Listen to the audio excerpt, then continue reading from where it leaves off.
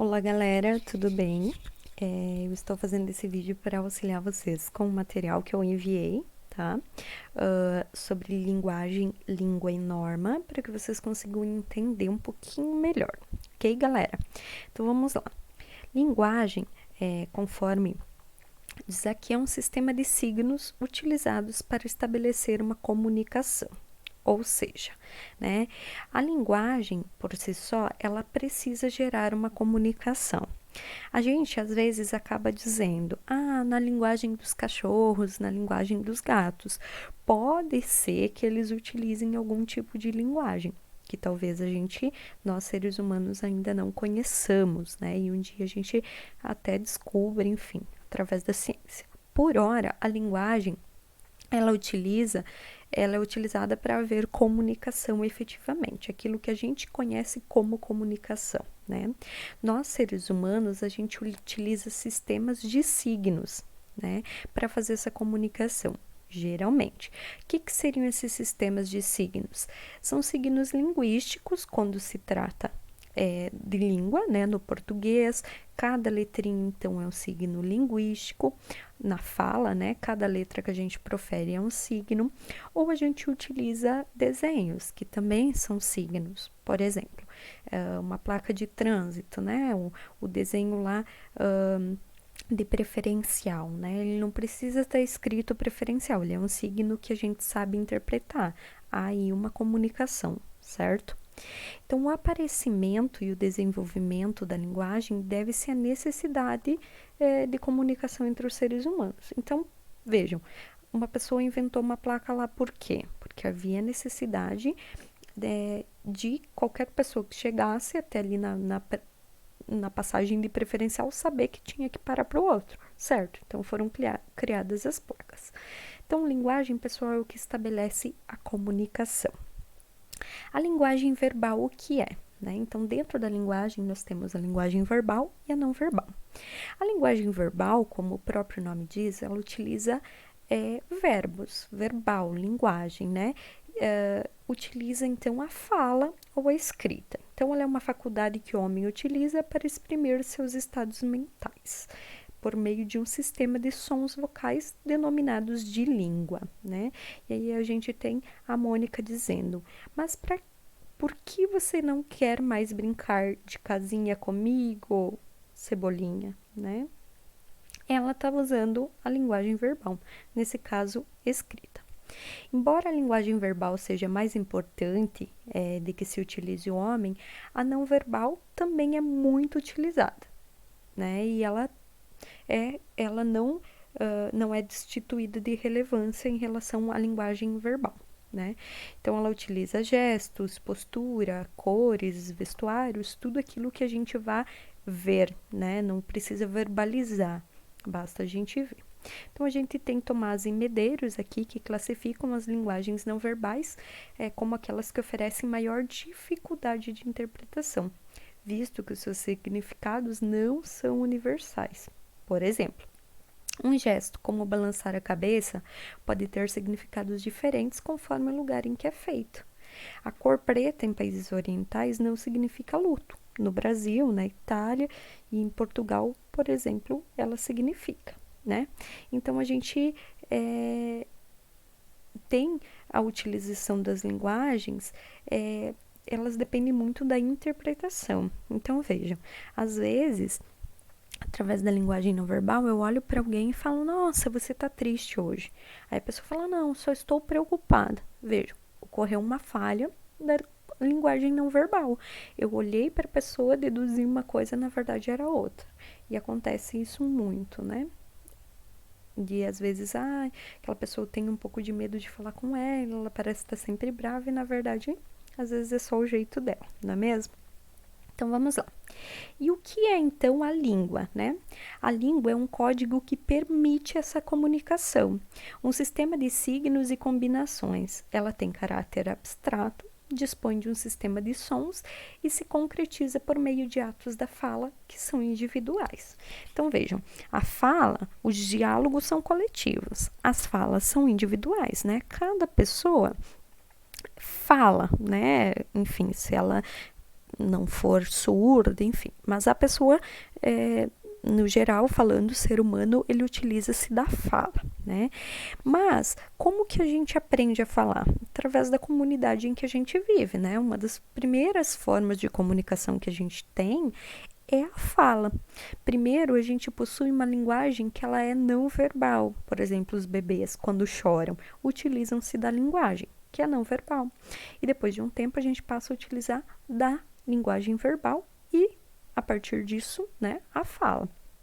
Então, vejam, nós utilizamos no Brasil o alfabeto. É o alfabeto, né, que tem os códigos, né, então A, B, C, D, E, né, e eles são sistematicamente usados. O que significa ser utilizado em combinações? Significa que, quando eu combino B, o código B com o código A, eu vou ter BA, né? Então, vejam, tem caráter abstrato, dispõe de um sistema de sons e se concretiza por meio dos atos da fala. Por que é abstrato? Porque nem sempre as pessoas vão conseguir interpretar da mesma forma, né? Então, as combinações, elas não precisam necessariamente acontecer sempre da mesma forma. Eu posso trocá-las de posição, posso inventar palavras novas, né? A língua portuguesa, portanto, é um sistema linguístico que abrange os conjuntos das normas que se concretiza por meio de atos de fala individual, né? Então, a gente chama a língua portuguesa de um sistema linguístico. A língua inglesa é outro sistema linguístico, né? E assim por diante, né? Cada língua tem as suas normas e os seus códigos. E as pessoas se entendem a partir dela. Ela é um dos sistemas linguísticos existentes dentro do conceito geral de língua. Mas aí, nesse contexto, o que é uma norma? Né? Se a gente fala de língua, né? Para a língua funcionar, ela precisa ter uma norma, né? Quais são as normas que regem, então, a língua? Para que todo mundo se entenda. O que é preciso que haja, né? É preciso que haja uma norma. Então, a norma, nesse caso, é um conjunto de regras que regulam as relações linguísticas. A norma sofre afrontas ou é contrariada devido a vários fatores. Então, alterações distribuídas de diferentes classes sociais, de vários indivíduos que utilizam a língua. Então, vejam, o que é a norma? A norma é aquilo que está lá no dicionário. Né? O dicionário diz que, por exemplo, tem uma norma lá no dicionário que diz que casar é escrito com um S. Mas aí vem alguém e escreve casar com Z. Então, ele está infringindo essa norma. Ou seja, a palavra casar pode ser entendida, talvez, interpretada pela pessoa que está lá lendo, mas ele está infringindo uma norma. Isso acontece também na fala. Quando a gente diz o fulano fala errado, na verdade, ele não segue a norma padrão na fala. Até mesmo porque a fala é diferente da escrita. Então, vejam só, se na escrita eu preciso seguir em documentos padrões, por exemplo, a norma padrão ou a norma culta, na fala eu não preciso, não há essa necessidade. Mas existem locais, enfim, situações que exigem um maior monitoramento dessa minha fala. Então, por exemplo, quando eu vou apresentar um trabalho acadêmico, né? Eu preciso tomar cuidado para não falar eu di um tapa, eu trouxe, né? E aí a gente começa a monitorar a fala para aproximá-la o mais possível da norma padrão da língua. Por quê? Porque são situações que exigem essa norma padrão.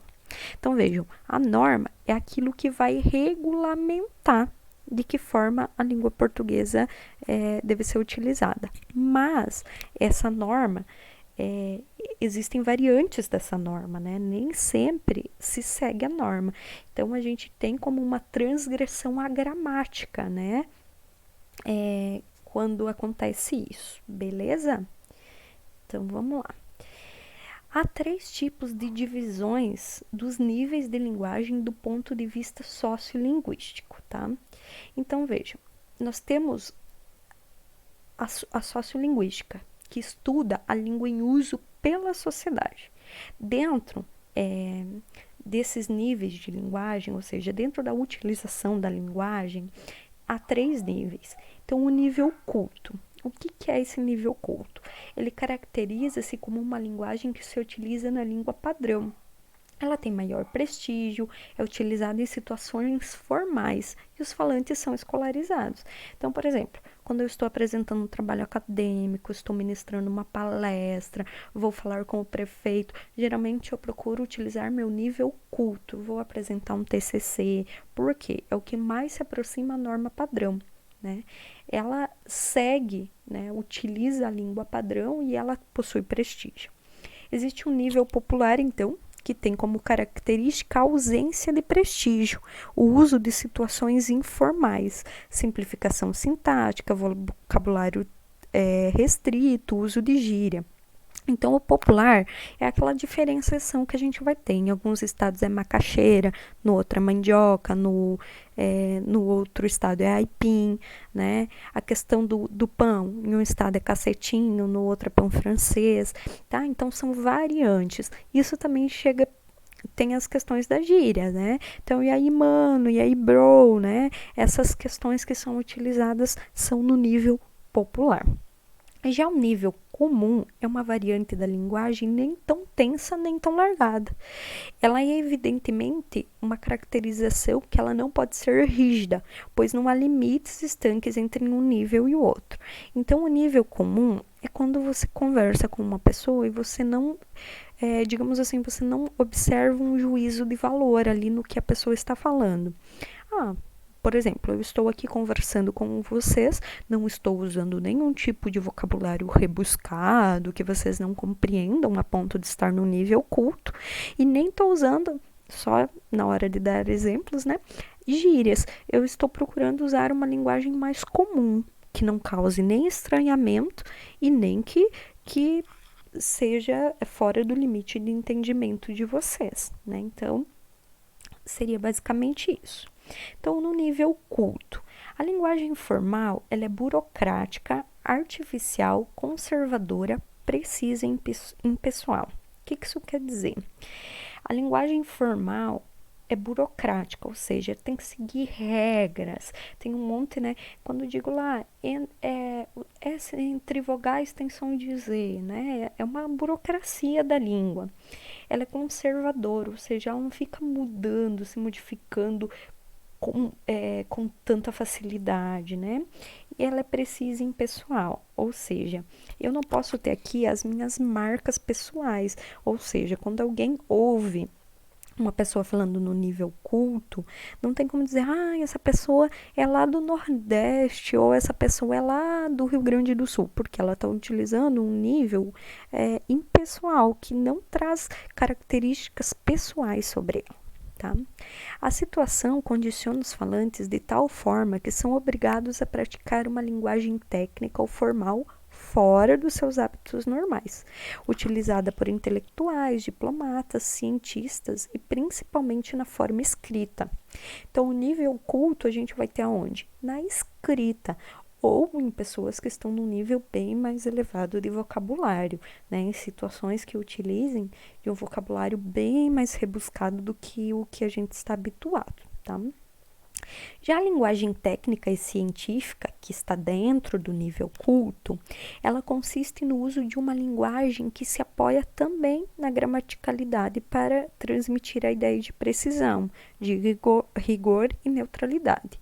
Vale-se de vocabulário específico para designar instrumentos de um ofício ou ciência, ou para apresentar conceitos científicos, transações comerciais, financeiras ou econômicas. Então, por exemplo, quando a gente utiliza o termo feedback, né, que nós estamos falando sobre comunicação e eu uso o termo feedback, né, é uma linguagem técnica da administração, do marketing, né, do meio empresarial. Mas, hoje em dia, já se utilizam em outras áreas, ele já ficou mais conhecido. Mas, por exemplo, dentro da biologia, quando são utilizados termos para classificar as plantas, né?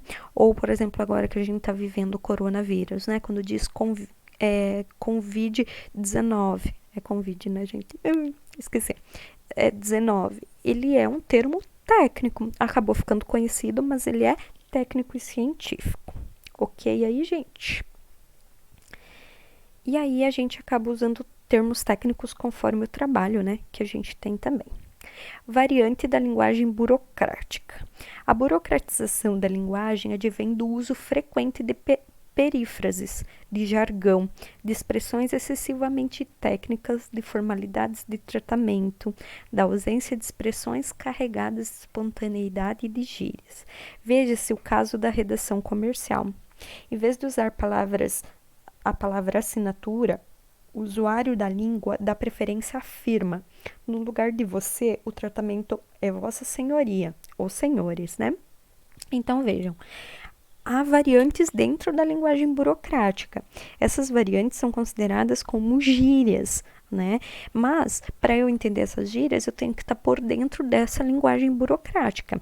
Vocês vão ver isso quando vocês forem fazer as escritas dos documentos. E firmo verdade. O que isso quer dizer? Firmo verdade, né? O que quer dizer, por exemplo, né, esse V.S e o azinho ali, Vossa Senhoria, e assim por diante, tá? Então, dentro da linguagem burocrática, há questões que só quem está nesse meio compreende. Se eu for, por exemplo, apresentar para uma pessoa leiga no assunto burocrático, por exemplo, em determinados assuntos, ela não vai saber identificar o que está ali, né? Então, por exemplo, quando eu quero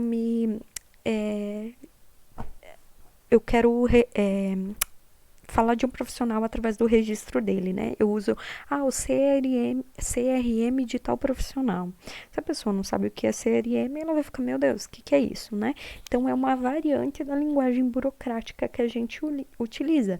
Então, são termos próprios que fazem a gente reconhecer a linguagem burocrática. Temos também a linguagem profissional.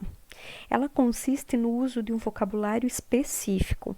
Entre textos redigidos segundo a variante profissional encontram-se os relatórios administrativos, circulares, convocações de acionistas, requisição de material, comunicados, carta precatória, petições e editais. Então, essa linguagem profissional ela é utilizada pelas empresas ou órgãos públicos, né? Então, vejam, essa linguagem ela é utilizada para comunicados, quando eu vou fazer, por exemplo, uma petição, quando eu vou fazer uma carta comercial, enfim, eu vou utilizar determinado tipo de linguagem ao redigir essas cartas, que são só utilizados no meio profissional, que a gente não utiliza na fala, por exemplo, né? Então, essa linguagem ela é restrita a alguns documentos, né? E por ser verdade, firmo, e por ser verdadeiro, firmo tal documento. Enfim, são expressões, né, próprias, então, desses documentos aí, mas que através delas eu consigo identificar, nossa, isso aqui é um edital, isso aqui é uma petição, isso aqui é um ofício, né, isso aqui é uma requisição de materiais. Então, vejam, né, através desse tipo de linguagem profissional eu consigo identificar. Temos também o nível comum da linguagem. O nível de linguagem comum, ele foge às formalidades e aos requintes gramaticais e atinge uma espécie de meio termo. Não redigem textos de linguagem só compreensível pelos doutores, nem escrevem textos utilizando uma variável linguística, uma variante linguística, em que sejam frequentes as agressões ao padrão culto da linguagem ou com erros gramaticais.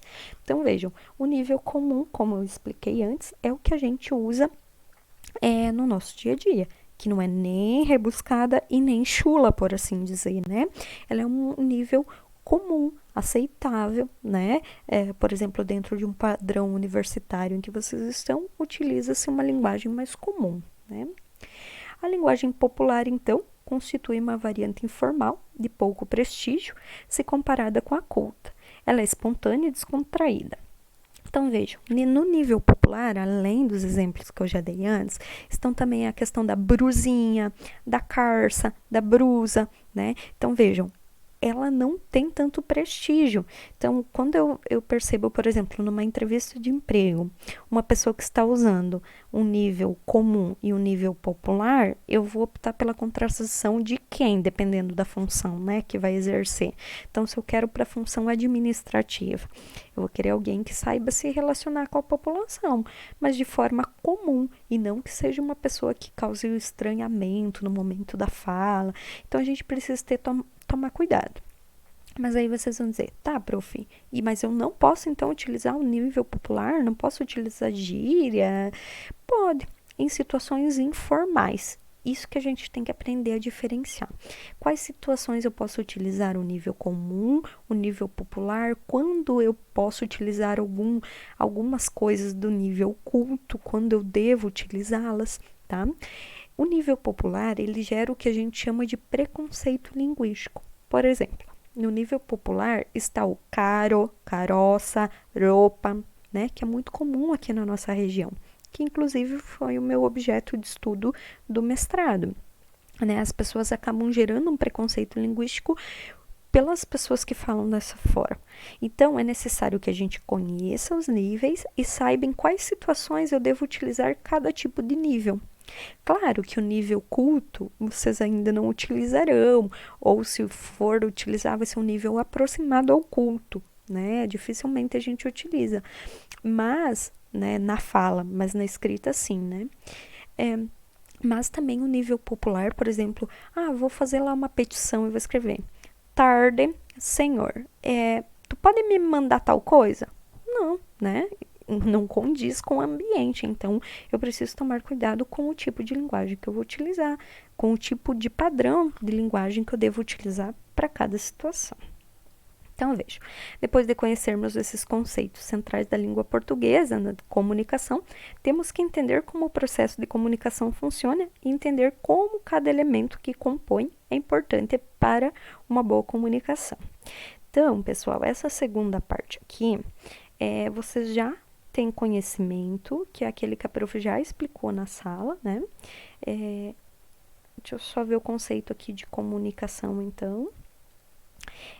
A comunicação implica numa transferência de significados entre as pessoas e para que seja capaz de se produzir um efeito real, precisa ser compreendida, que é o que a gente já falou em sala, né? E aí vocês vão ter aquela questão que a gente estudou também, né? Que é a questão... só um pouquinho, que esse negócio não tá descendo aqui. Que a gente vai ter a questão, então, dos ruídos. Deixa eu ver se eu consigo descer. Esse documento parece que tá... Não sei se é o meu notebook, tá meio travado. Mas aqui a gente tem os elementos que geram a comunicação. Agora não vai parar quando eu quero. Então, emissor, receptor, mensagem, né? Ambiente ou contexto. Lembra que eu falei que em algumas situações muda um pouquinho a nomenclatura, mas é basicamente aquilo que a gente já viu. Para a atividade que eu coloquei lá no Moodle para você, gente, ela é uma atividade bem simples, bem tranquila de fazer, a partir do que a prof explicou.